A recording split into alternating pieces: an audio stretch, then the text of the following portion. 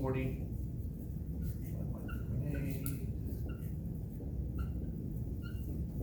4 point something, which someone will share with us. 082. 082, Well, it's not exactly that, but round it off to 082, yeah. and then units. Seconds.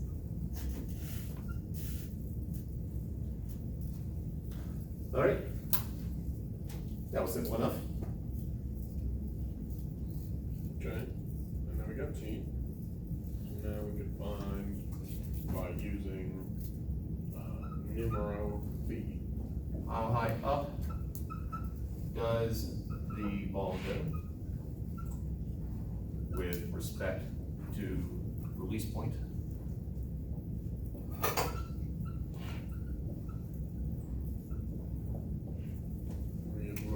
Release point.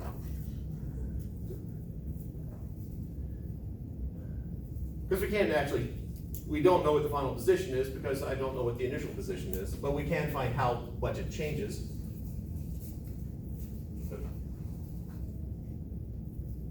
Got it, Hazel?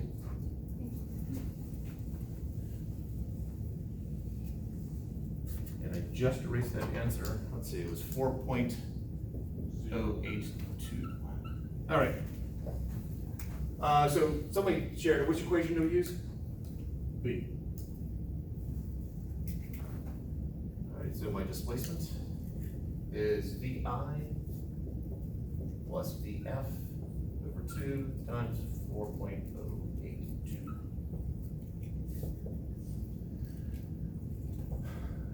Which is 81.64.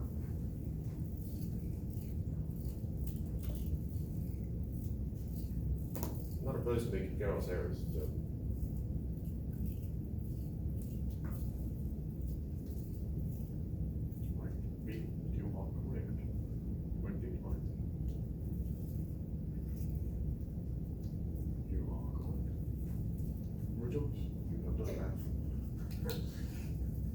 However, I would take off if you left that as your answer. Oh. Yes. As a group, we are nailing it.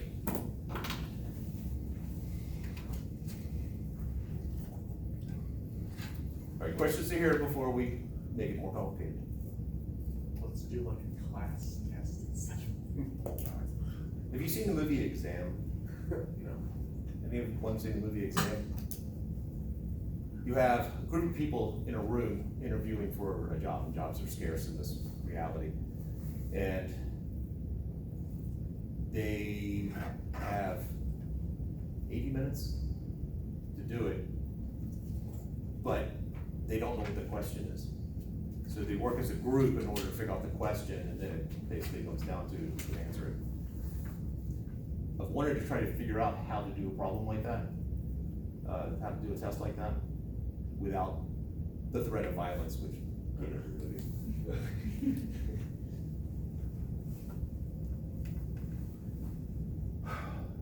Anyway, so at what times is the ball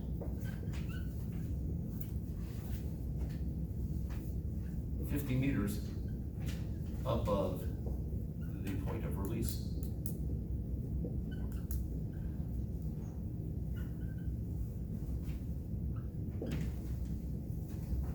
Now we're gonna use A.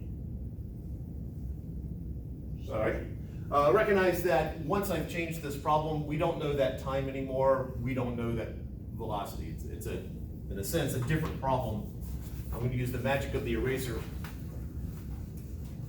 Sorry, we know the 40. We don't know the 0. We don't know the time. But we do know the displacement now. It's 50 meters above the point of release, so that becomes 50 meters. That's positive. Well, Ali said up was positive, and we are above the point of release, so it would indeed be positive. Ibrahim seemed to feel that equation A here was the route to take. I have changed my mind about that. Okay. I now believe that it is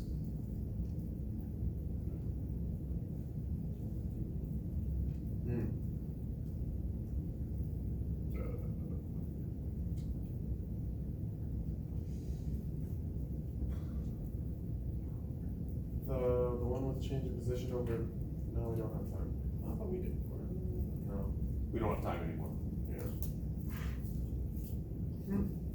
Is it C?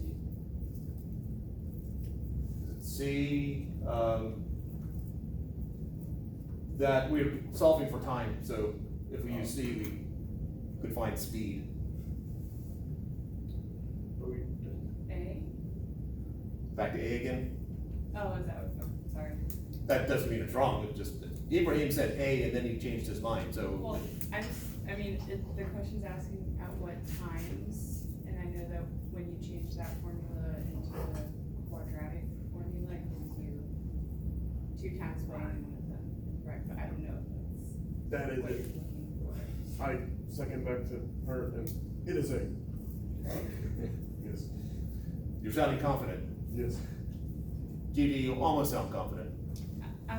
My gut is telling me it's A. All right, it is indeed, if you wanna do it in one shot, sorry, voice is breaking, puberty, that whole thing. If you wanna do it in one equation, then A is definitely the way to go. If you fear the quadratic, you can do it in solving 2 different equations. It depends upon how your mind's working at that moment. All right, so using the first one there, we have 50 is equal to, let's just go ahead and write the equation first.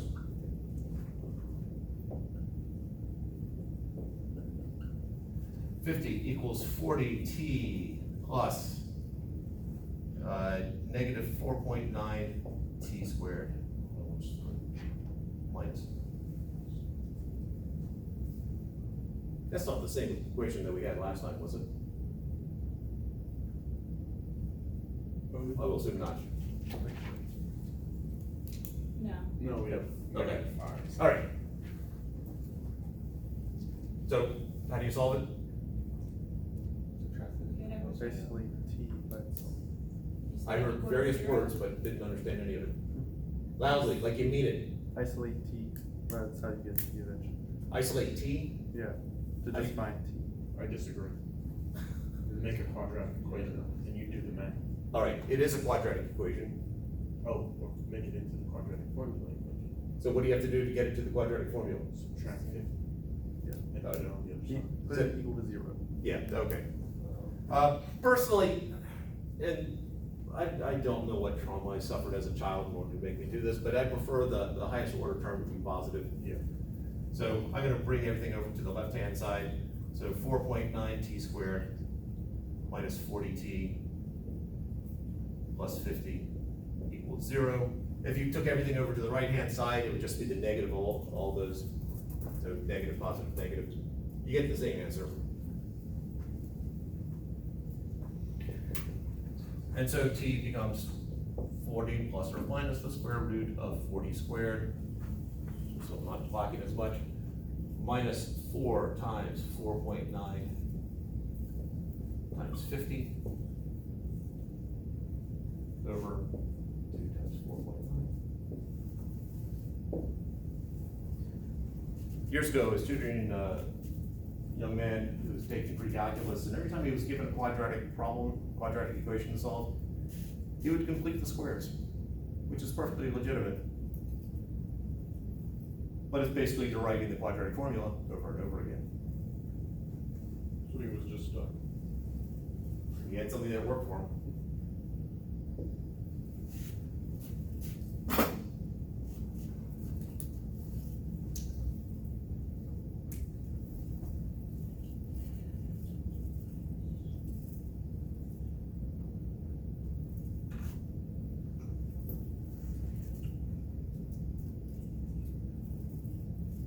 Something somewhere around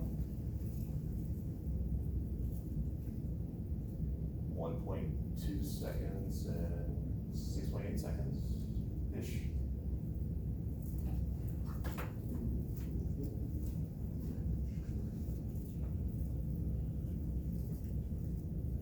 Oh. So, do we use, do we, like, when we square root, when we find that square root, we leave it in decimal form? probably. So we don't like simplify, like to make it like where we don't have. From a, if you're using a calculator, I would say keep the decimals. Okay.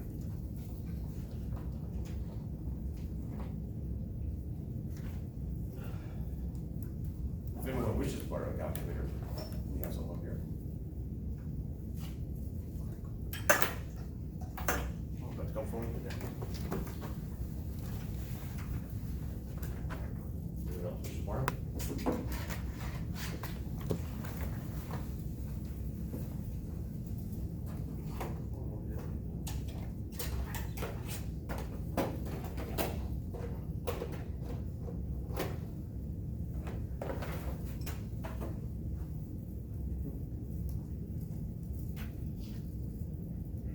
It said 1.2, probably more like 1.3.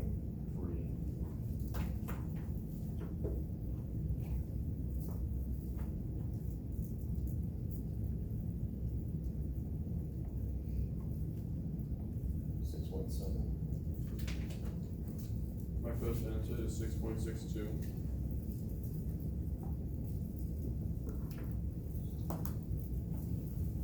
That makes some sense. My second answer is 1.54. Anyone else get the same thing?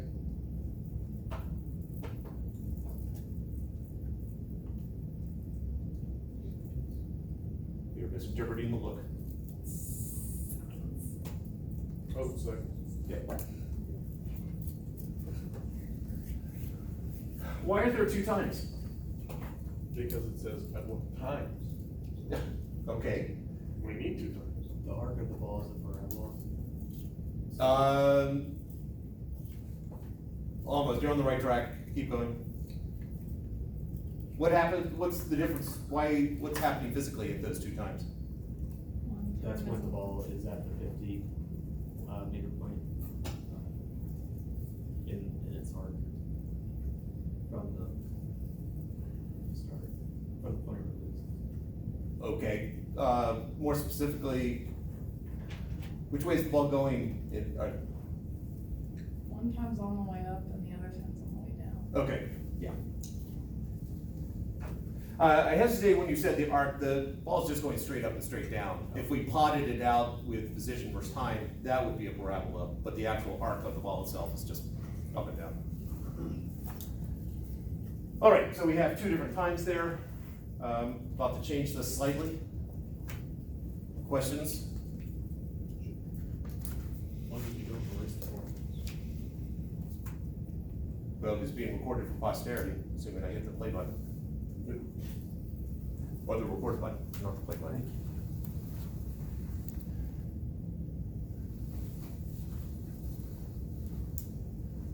All right, so let's change this slightly. The ball that is thrown, you're standing over a cliff, you throw the ball up, you've got an incredible sidearm there. 40 meters per second, so about 85 miles per hour throwing it like this. Ball goes up, and then can actually go below point of release. So now let's make it negative 50.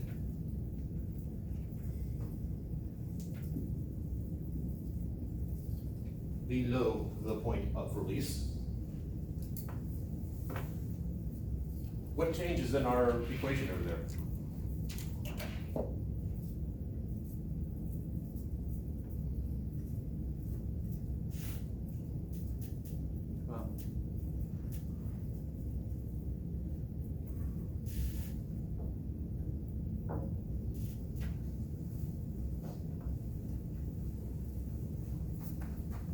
We still using this equation?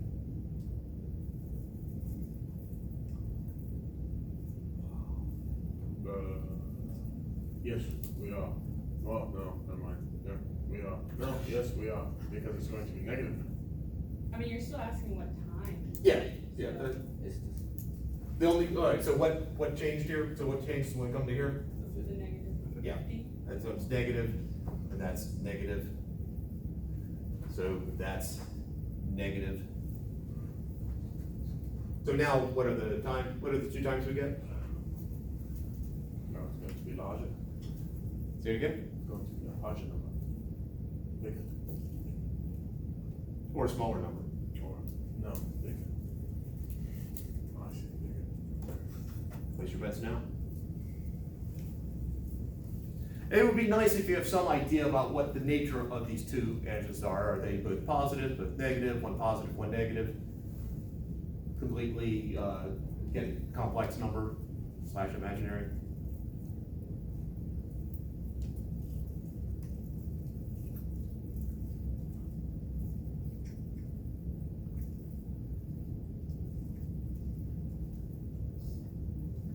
Attention mouse.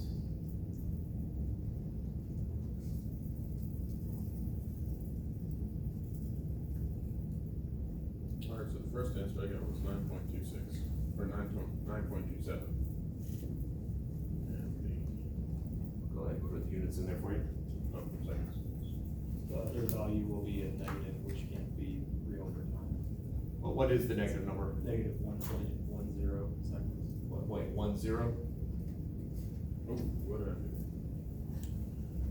Minus, oh, I see that. All right. Okay. That seems reasonable. Is there any way to check to see if we've done anything right here? Besides the fact that, well, first off, why do we have a positive and a negative number? Does that make any sense? Yes, it does. It gives better possibilities, and we have no knowledge. Oh, we do. Ali, God over here, he decided that it's going up. If it's positive, if we're below one rule relative to the starting point, then it is negative. Wrong interpretation? What is negative time? Non-existent. Like if you're going backwards. Yeah, I mean, the negative time is before the problem starts. So, again, the math has no idea that the ball was thrown, it just knows that at some point it was going 40 meters per second. And so it assumes that it started sometime before. Since it ends up below, again, going to the drawing there, that is what the math is trying to solve. This is the actual start of the problem when it's the slope here, that's position and time. And it ends up 40 meters below, or 50 meters below. At this point, that is the time, that is the actual answer, and that's the negative answer. Suppose instead of the ball being thrown upwards, it was thrown downwards. What would you expect the two answers to be like?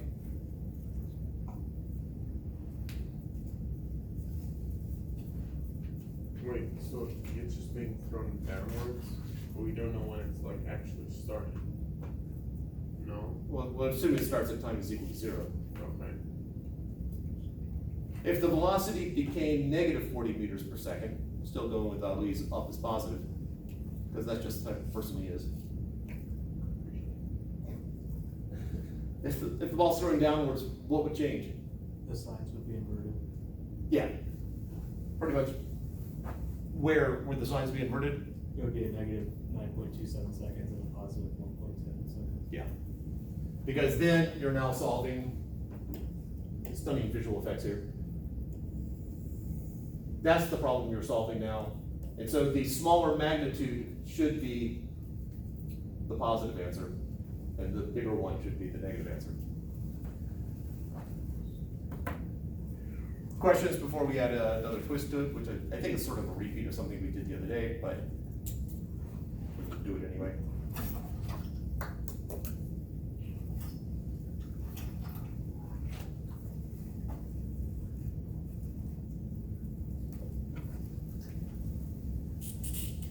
What I probably should have done is, instead of writing times like that, I should have put the S in parentheses, just so that you have to think whether there's gonna be one answer, two answers, or no answers.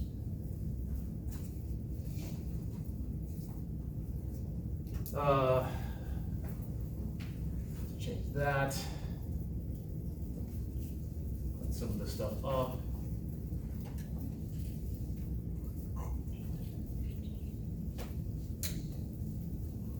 Oh, one other thing I meant to do. What were for the 50 above, what were the two answers? This was the positive 50. What were the two answers? 6.62, and then 1.54. 1.54? Yeah. What's the average of those two numbers?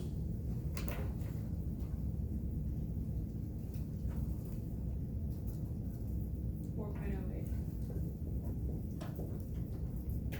eight. And the other ones was negative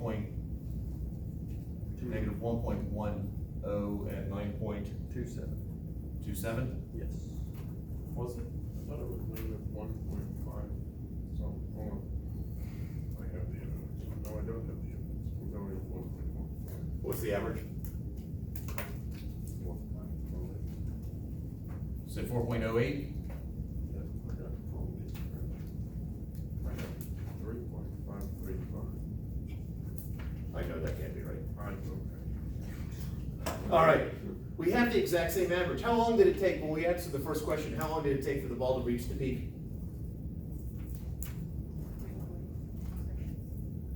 So this is one way of checking the fact that the average of the two answers, because of the symmetry, the average of the two answers should be the time it takes to get to the peak.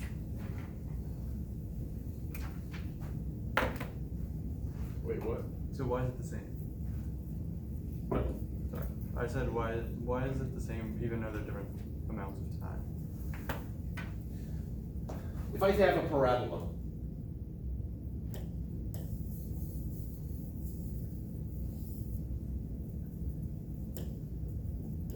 parabola, to represent position versus time, doesn't really matter where I put the axis, the parabola is still the same. I'm trying to find the point at which the displacement is a specific amount. So, for instance, if that's the displacement I'm looking for, I've got, those would represent the two times. The middle of those two times is always going to be the peak because of symmetry, would be the time at the peak. Is that sufficient? Not quite? My question is, because they're two different amounts of time, are they just the same parabola because it's the same numbers? And we're